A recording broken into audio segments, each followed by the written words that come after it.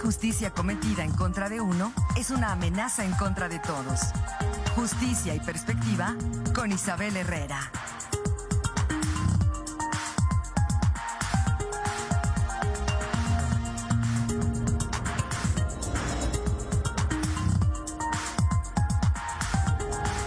Son ya las 7 de la mañana con 59 minutos. Es miércoles y es momento de escuchar la participación de la licenciada Isabel Herrera en Presencia Universitaria. Isabel, ¿cómo estás? Muy buenos días. Es un gusto saludarte como todas las semanas. Muy buenos días, Marco, Alfredo, a todas las personas que nos están mirando y escuchando. Un saludo también a todas aquellas personas que hacen posible que nuestra imagen y nuestra voz lleguen a los hogares queretanos. Hoy estoy muy contenta de estar acá en el marco del 8M. Hay muchos temas urgentes que abordar, pero hay uno con una importancia especial. Como ustedes saben, siempre me hacen llegar los mensajes que me comparten a las redes sociales de esta casa universitaria y bueno, nos cruzábamos la semana pasada con la indignante noticia de que un juez en Estado de México había absuelto al agresor de una niña de 4 años que había sido abusada sexualmente. Y como estos temas, infortunadamente, no son indiferentes para un sector importante de la población, es por lo que hoy elijo hablar de estos temas. Infortunadamente el acusado fue absuelto porque la niña no pudo precisar, una niña de 4 años, no pudo precisar ni la hora exacta del abuso ni la dirección. Entonces hay que referir que esto va totalmente contra el protocolo para juzgar con perspectiva de infancia y adolescencia por parte de la Suprema Corte de Justicia de la Nación. Y yo le pregunto a usted, que me está mirando y escuchando, ¿qué podemos esperar de un país que desde sus autoridades no muestra empatía ante la vulnerabilidad de las infancias que han sido abusadas sexualmente? Y sí, así como he mencionado desde estos micrófonos que existe un protocolo para juzgar con perspectiva de género en casos de violencia en contra de la mujer, usted tiene que saber que sí, también hay un protocolo para juzgar con perspectiva de la infancia y la adolescencia. Puede ingresar en la página de la Suprema Corte de Justicia de la Nación, buscarlo. Cuenta con cerca de 310 hojas que se las voy a sintetizar un poquito. Y es que recordar que las decisiones judiciales afectan a infancias y adolescencias y justamente por eso es que tienen que tomar en cuenta, apreciar las características especiales y específicas por lo que se les tiene que brindar un trato diferenciado y especializado. Y entonces, a la hora de aplicar este sistema de justicia adaptado a menores de edad, porque usted que tiene hijos, que me está mirando y escuchando, dígame, ¿qué también, cuál es el lenguaje de su pequeña, de su pequeño? Entonces, imagínense someterlo al estrés de que brinde una declaración ante una autoridad. El niño se va a poner nervioso, ansioso, la niña va a empezar a sentir ansiedad, miedo, tristeza. Y entonces, obviamente, hay que considerar desde el interés superior de la niñez todo lo que implica las decisiones que toman las autoridades al momento de brindar el acceso a la justicia, porque se tienen que ajustar a las capacidades que, ojo, un niño de 4 años, una niña de 4 años no se va a quedar siempre ahí, por lo que están en constante evolución y entonces las autoridades tienen que respetar su edad, su madurez, su nivel de comprensión y tiene que ser obviamente en un ambiente sin discriminación. Que ojo, la madurez no está proporcionalmente ligada a la edad. Tienen que ver muchísimos factores, el contexto. Bueno, aquí la situación es que a la hora que las autoridades realizan entrevistas con infancias o adolescencias, hay un protocolo para realizar estas entrevistas y se toman en cuenta ciertas consideraciones como las que le voy a compartir ahorita. Se realizan entrevistas con personas especializadas, ya sea en el área de psicología o de pedagogía. ¿Por qué? Porque el juez o la jueza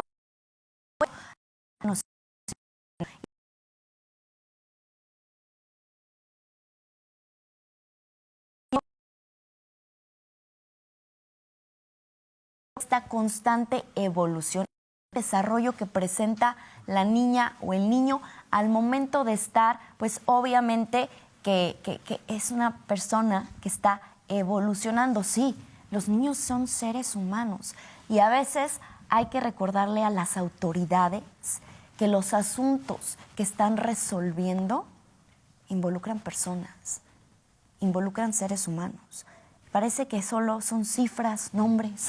Y entonces también hay que recordar que cuando se toma en cuenta la autonomía progresiva, que le digo que es este constante desarrollo, evolución de las facultades, de cómo el menor va a ejercer sus derechos, obviamente hay que recordarle a las autoridades que la edad no es un impedimento para retratar, para relatar lo sucedido. Y entonces se tiene que preparar la entrevista con personas especializadas también en temas de comunicación y confianza.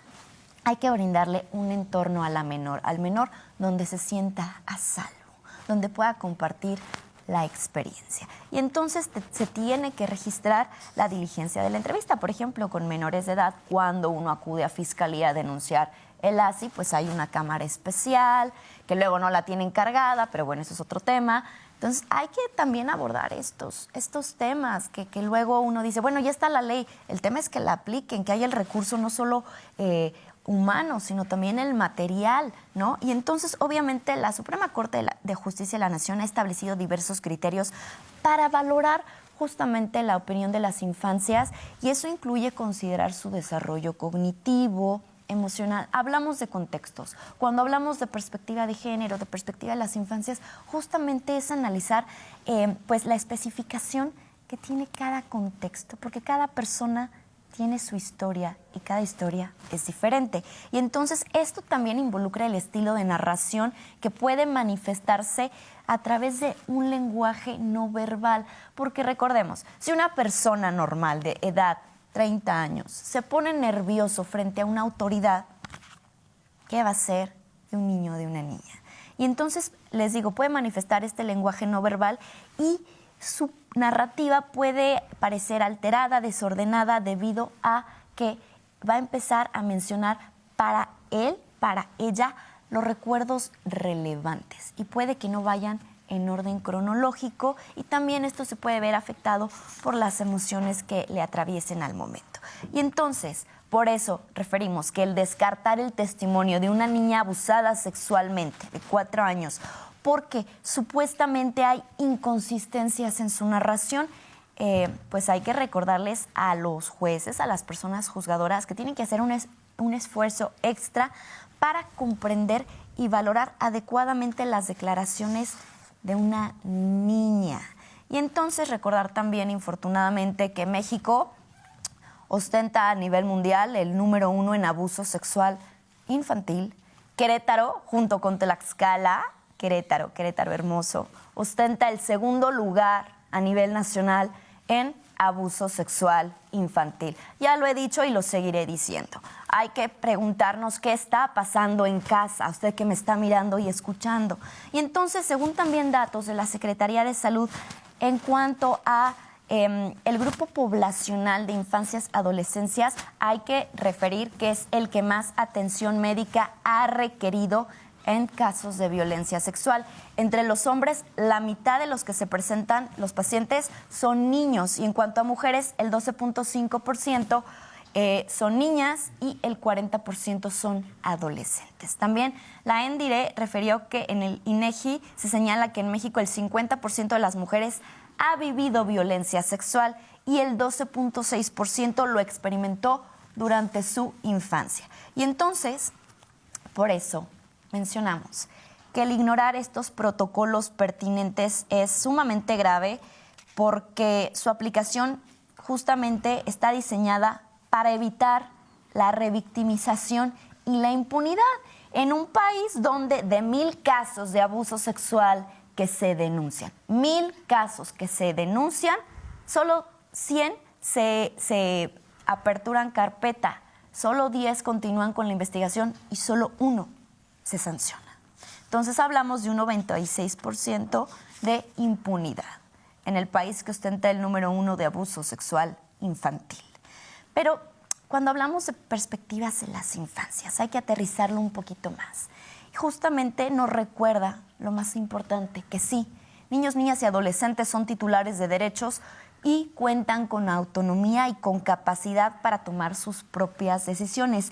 Esto incluye también la prerrogativa de incluir las opiniones que deriven cuando se tomen decisiones que les involucren y de hacer valer sus derechos que tienen frente al Estado, a la familia y a la sociedad.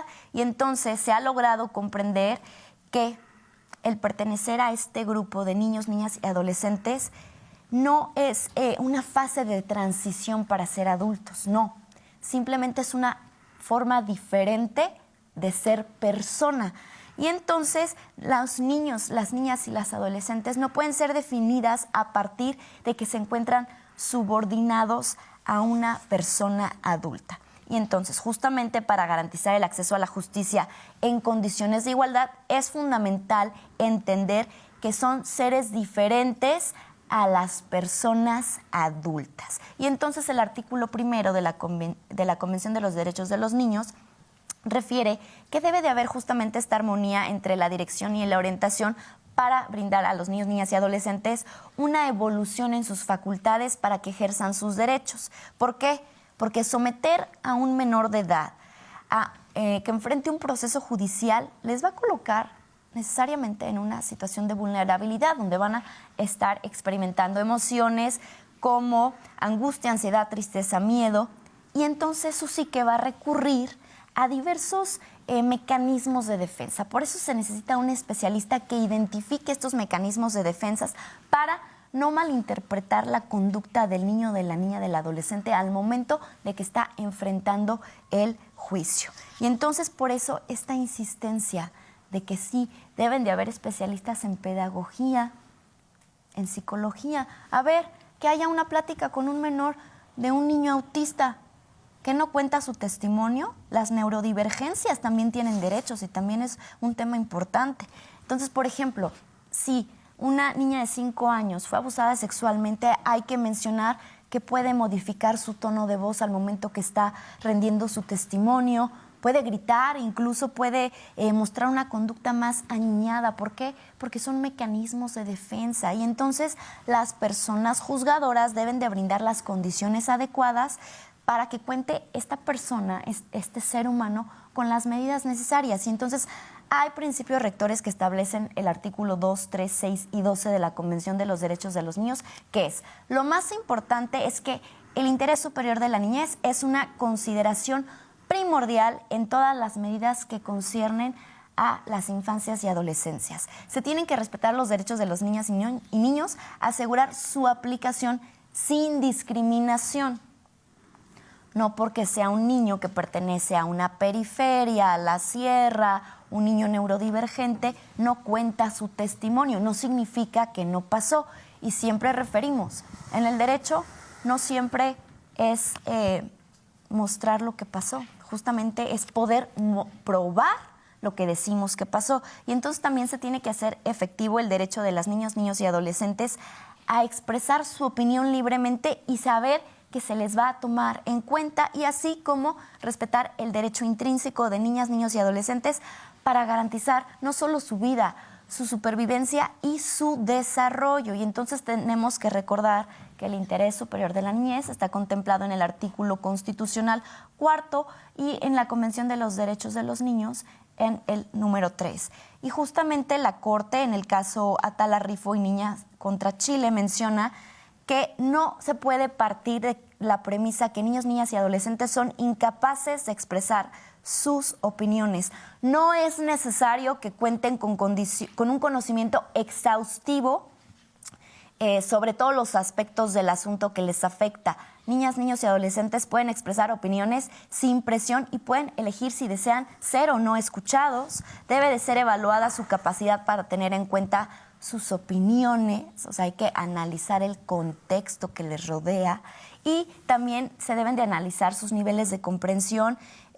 Ahora, obviamente, ¿por qué? Porque no necesariamente están relacionados con su edad biológica, con la madurez. Y entonces se debe de evaluar con base en la capacidad de expresar sus opiniones de una manera independiente y razonable. ¿Por qué? Porque hay que reconocer que este grupo no es un grupo heterogéneo. Hay variedad en cuanto al grado de desarrollo cognitivo y emocional, y por ello la Suprema Corte de Justicia de la Nación ha determinado que las personas juzgadoras deben de realizar un ejercicio de ponderación para valorar la autonomía con la que cada niño, niña o adolescente ejerce sus derechos, y se debe de tomar en consideración también los riesgos, los derechos que están en juego con la decisión que se vaya a tomar con respecto de esta niña, niño y adolescente, una vez que se tomaron en cuenta las características individuales de edad, nivel de madurez, contexto sociocultural, estado emocional, experiencia de vida, entorno, información que posee.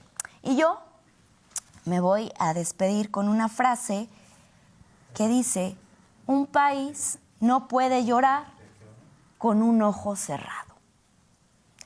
Con eso me despido hoy, Marco.